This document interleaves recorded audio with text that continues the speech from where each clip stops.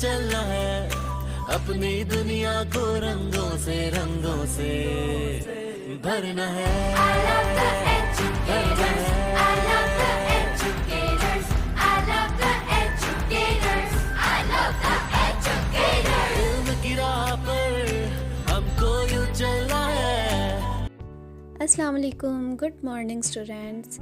I hope that you people are enjoying good health. Okay, students, this is the first lecture of our new session. Today we'll start from unit number 1, the living word. Okay, the living word. Okay, then start with the name of Allah. Bismillahirrahmanirrahim. Okay, the topic, the living word, is related to the living things. Living word means some living things or living beings. Okay, first line, we all live on earth, which is only planet providing conditions required for living things to survive and grow. These conditions include air, water and sunlight. इस paragraph में क्या बोला गया है? The main topic in this paragraph is that we all live on the planet called Earth. Okay, तो अर्थ ही वो एक planet है जहाँ पे हमें ज़िंदगी गुजारने की डिफरेंट जो रिक्वायरमेंट्स हैं वो हमें अवेलेबल हैं। तो वो रिक्वायरमेंट्स कौन कौन सी हैं? Air, water and sunlight. इनके बगैर हम सरवाइव नहीं कर सकते हैं अर्थ पर। Living things, for example plants and animals, can use these to grow and make more living things of their own kind have babies.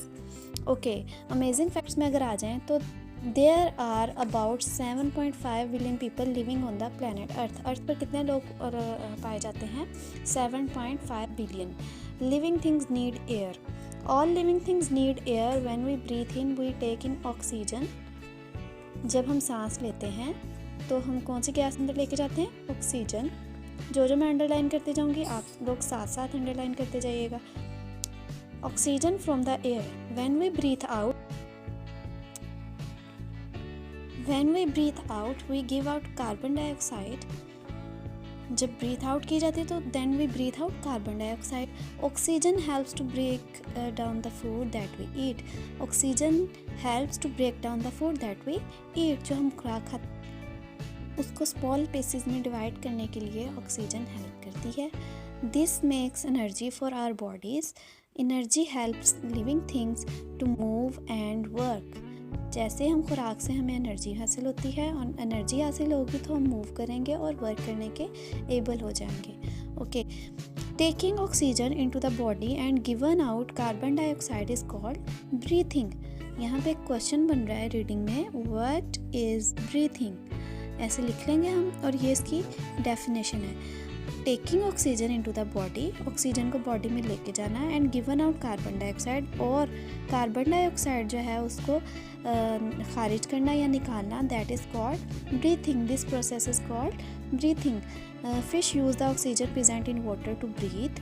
They breathe through their gills. Fish जो है वो oxygen use करती है जो कि water में पाई जाती है और वो सांस किसके ज़रिए लेते हैं? अपने गिल्स के ज़रिए।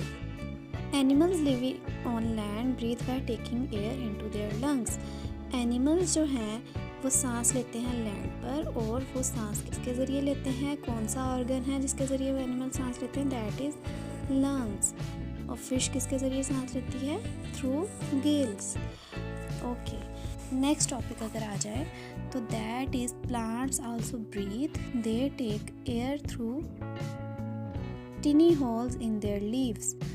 एनिमल्स का हमने पढ़ा कि एनिमल्स किस तरह सांस लेते हैं?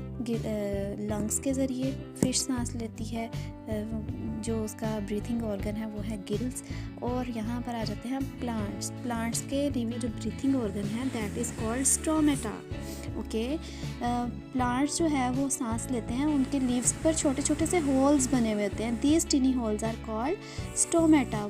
Now let's show you the picture of leaf.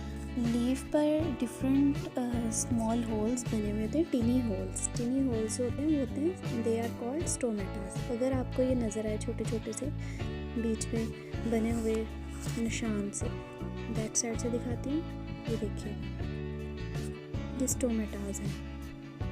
ठीक है, टिनी होल्स बने हुए हैं, बहुत माइक्रो इनका साइज है इन होल्स का, तो वो बहुत गौर करने से नज़र आएंगे।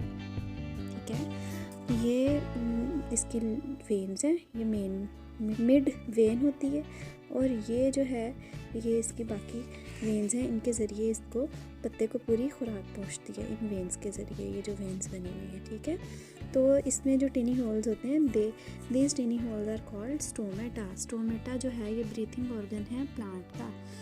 Insects breathe through small holes on their bodies. Insects किस तरह सांस लेते हैं? इंसेक्ट्स की बॉडीज़ पर स्मॉल होल्स बने होते हैं जिनके ज़रिए वो सांस लेते हैं, these holes. Okay,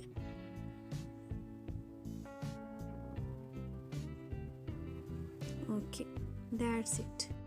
I hope students that you got the points that I have discussed before in the previous page, on page number 2 and also on page number 3.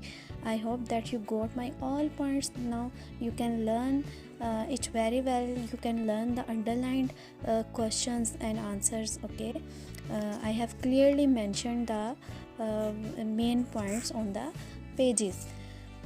If you have any difficulty, then you can consult me, then you can contact with me. Allah Hafiz.